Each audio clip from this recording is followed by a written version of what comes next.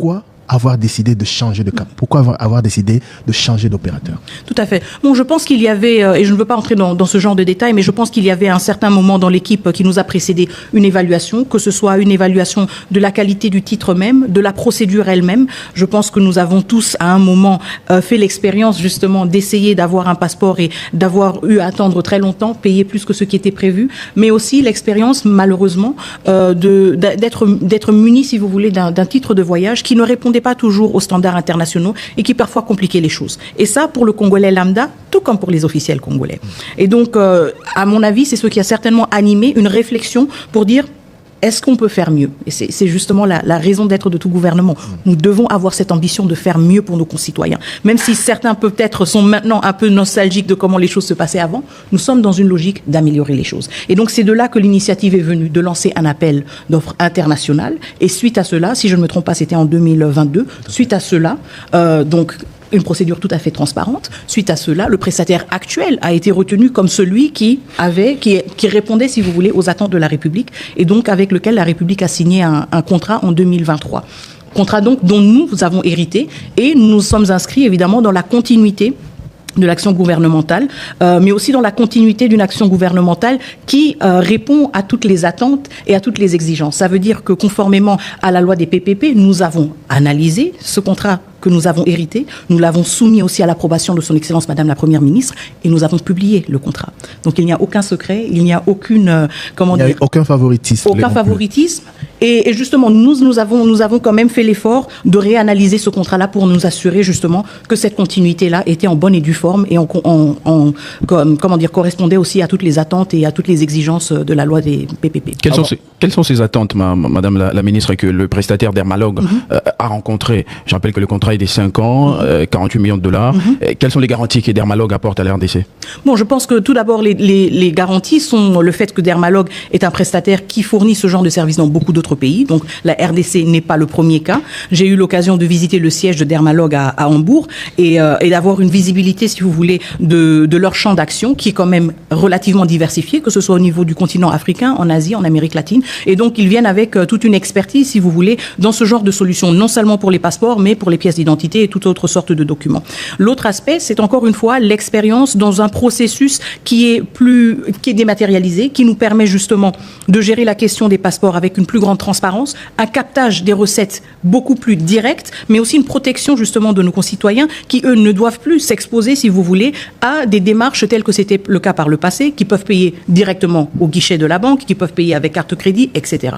Donc une procédure en fait qui rend l'accès à ce service de base beaucoup plus direct et qui, nous le voulons et nous travaillons perpétuellement là-dessus, réduit toute interférence humaine. Alors, donc le nouveau contrat avec Dermalog apporte une garantie de facilité, de rapidité, garantie de sécurité, garantie de conformité aux normes internationales et garantie de coût également. Et aussi, une dernière garantie, une garantie de durabilité et d'appropriation. Parce que c'est un contrat, en fait, il s'agit plutôt de deux contrats.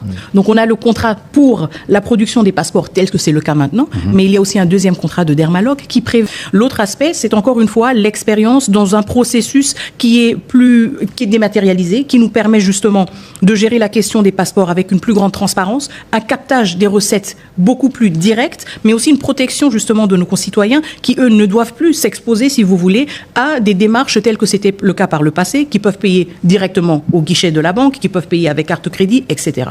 Donc une procédure en fait qui rend l'accès à ce service de base beaucoup plus direct et qui, nous le voulons et nous travaillons perpétuellement là-dessus, réduit toute interférence humaine. Alors, donc le nouveau contrat avec Dermalog apporte une garantie de facilité, de rapidité, garantie de sécurité, garantie de conformité aux normes internationales et garantie de coût également. Et aussi, une dernière garantie, une garantie de durabilité et d'appropriation. Parce que c'est un contrat, en fait, il s'agit plutôt de deux contrats.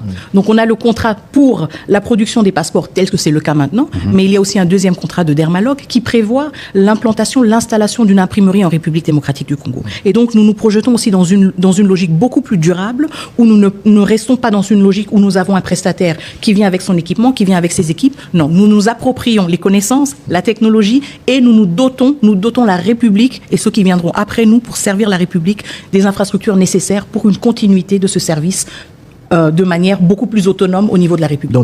Donc le nouveau contrat avec Dermalog apporte une garantie de facilité, de rapidité, garantie de sécurité, garantie de conformité aux normes internationales et garantie de coût également. Et aussi, une dernière garantie, une garantie de durabilité et d'appropriation. Parce que c'est un contrat, en fait, il s'agit plutôt de deux contrats.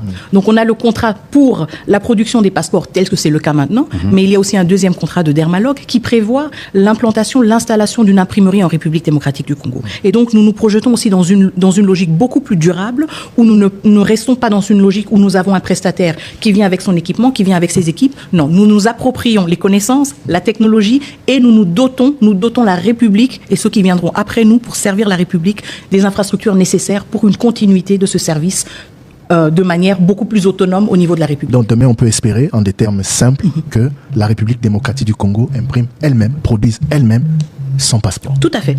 Tout à fait. Dans quelle perspective? Alors, c'est dans la perspective, moyenne, lointaine? Je dirais dans une perspective moyenne, parce que nous sommes d'abord dans le lancement du premier contrat, qui est donc le prestataire fournit les passeports, l'impression des passeports, le renforcement de nos capacités. Et le deuxième contrat, donc ça veut dire une fois qu'on a aussi eu le temps d'évaluer le partenaire, une fois qu'on a eu le temps de recadrer peut-être certains éléments du contrat actuel, le deuxième contrat entrera en vigueur, si je ne me trompe pas, dans une période de 3 ou 4 ans.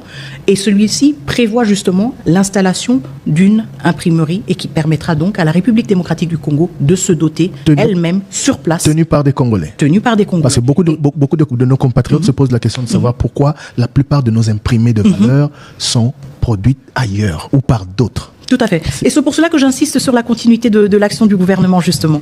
Parce que ceux qui sont venus avant nous ont quand même eu cette projection-là, ont quand même eu cette anticipation-là de dire nous voulons rompre ce cycle. Et c'est pour cela que nous n'avons pas seulement un contrat qui prévoit la production de passeports, mais nous en avons un deuxième qui nous permet justement de rompre ce cycle et d'entrer dans une logique beaucoup plus durable, dans une appropriation totale par la République démocratique du Congo d'un aspect aussi critique que la production des passeports. Madame la ministre d'État, on va pénétrer la réalité sur le terrain. Tout Congolais qui vous rencontre aujourd'hui aura envie de vous demander, Maman ministre, comment obtenir le nouveau passeport? Passeport Yassika. Quelle est la procédure? Alors la procédure commence tout d'abord avec le NIF, le numéro d'impôt.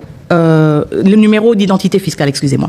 Le NIF est en fait un numéro central qui est remis à chaque individu, donc qui est vraiment individuel, qu'on ne peut pas partager à quelqu'un d'autre, qui constitue la première étape. Une fois que ce NIF a été constitué et que l'identité a été confirmée, vous sollicitez maintenant le rendez-vous pour la capture et pour les différents éléments. Donc vous remplissez le formulaire en ligne qui constitue tous les éléments d'identité pour votre passeport.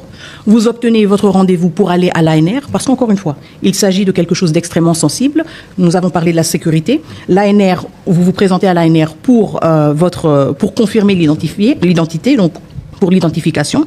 Une fois que cela est fait, vous obtenez maintenant un rendez-vous pour aller, vous payez évidemment en ligne ou sur place au niveau du guichet de la banque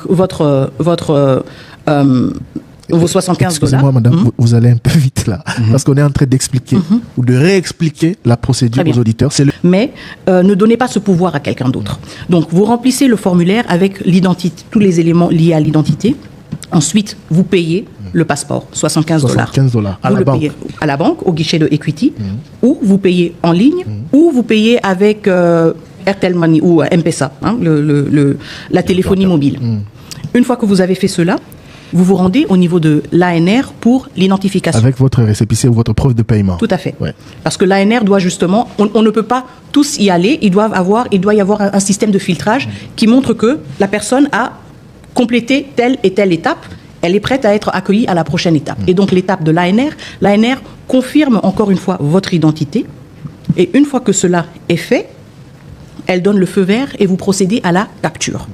Je pense que vous-même, vous avez parcouru ces différentes étapes. Et donc, la capture, elle est similaire à l'ancienne procédure, sauf que nous y ajoutons la capture de l'iris. Donc, il y a une photo de vous qui va être prise, parce que c'est la photo qui apparaît sur votre passeport, vos empreintes digitales qui sont enregistrées dans la micropuce, et finalement, votre iris, qui est quelque chose comme une empreinte digitale aussi, qu'on ne peut pas falsifier et qui est unique au monde.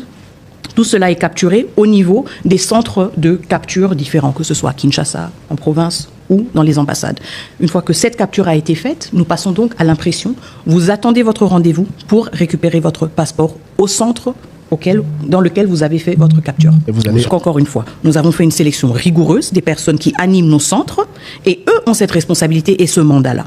C'est pour cela que je dis, il ne faut pas aller juste aux affaires étrangères et dire agent XYZ, je le connais de je ne sais quoi, il va m'aider à le faire. Mais puisque certains agents véreux seraient également en train de nous suivre, quel message pouvez-vous leur adresser? Puisque vous dites qu'en réalité, ils ne peuvent pas s'adonner à ce genre de pratiques, mais comme Thierry Kamboudi a rappelé, ça a toujours été ainsi avant que les systèmes n'échangent.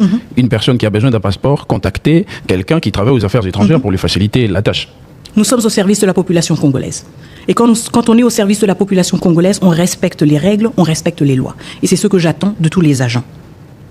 C'est ça le message que je peux donner et que j'ai la responsabilité de donner, mais aussi dont je dois aussi assurer la mise en œuvre et le respect absolu. J'ai posé une question tout à l'heure, madame. Est-ce que vous avez mis en place un mécanisme pour vous assurer que ces intermédiaires, ces agents véreux, entre guillemets, qui perçoivent au-delà du montant exigé par le gouvernement, une fois arrêtés, ne sont pas de votre ministère, ou s'ils sont de votre ministère, une fois arrêtés, seront mis hors d'état de nuire? Alors, tout d'abord, nous avons... interne. Oui, en interne, nous travaillons étroitement avec l'administration, ça veut dire avec le secrétaire général, mais aussi mon cabinet, pour justement avoir des spot checks, comme on le dirait en anglais, donc des descentes spontanées sur terrain, mais aussi des échanges avec des requérants que nous rencontrons, et des réunions périodiques pour voir où sont les problèmes et où est-ce que nous avons justement des irrégularités. Et cela, on s'en rend aussi compte justement quand on analyse le processus vraiment de manière très détaillée. Quand on regarde par exemple, nous avons un lot, disons aujourd'hui, de 500 passeports qui ont été imprimés. Pourquoi est-ce qu'il n'a pas été envoyé? C'est là, quand on commence à poser ce genre de questions, qu'on peut se rendre compte, est-ce qu'il y a quelque chose qui se passe? On va justement entrer dans ces détails-là. Je voudrais que l'on termine ce chapitre. Toute la procédure que vous avez bien expliquée peut prendre combien de jours? Dans un cas idéal, elle devrait prendre maximum 10 jours. 10 jours. Mais comme je le dis, nous sommes dans une phase d'apprentissage, nous nous rendons compte qu'il y a parfois des goulots d'étranglement.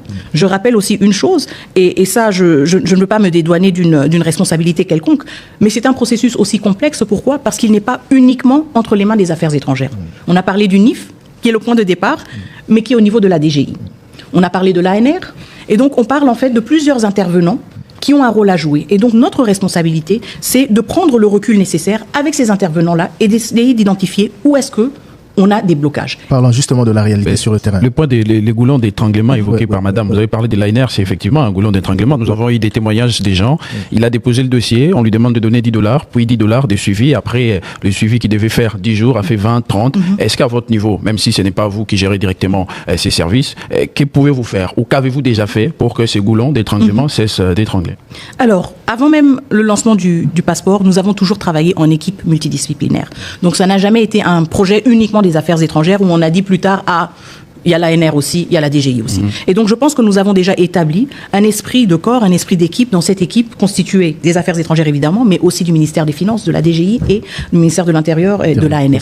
Et donc, encore une fois, nous sommes dans une phase où nous nous rendons compte qu'il y a ce genre de problème. Évidemment, c'est ça le message que je peux donner et que j'ai la responsabilité de donner, mais aussi dont je dois aussi assurer la mise en œuvre et le respect absolu. J'ai posé une question tout à l'heure, madame. Est-ce que vous avez mis en place un mécanisme pour vous assurer que ces intermédiaires, ces agents véreux, entre guillemets, qui perçoivent au-delà du montant exigé par le gouvernement, une fois arrêtés, ne sont pas de votre ministère, ou s'ils sont de votre ministère, une fois arrêtés, seront mis hors d'état de nuire? Alors, tout d'abord, nous avons... Interne. Oui, en interne, nous travaillons étroitement avec l'administration, ça veut dire avec le secrétaire général, mais aussi mon cabinet, pour justement avoir des spot checks, comme on le dirait en anglais, donc des descentes spontanées sur terrain, mais aussi des échanges avec des requérants que nous rencontrons, et des réunions périodiques pour voir où sont les problèmes et où est-ce que nous avons justement des irrégularités. Et cela, on s'en rend aussi compte justement quand on analyse le processus vraiment de manière très détaillée.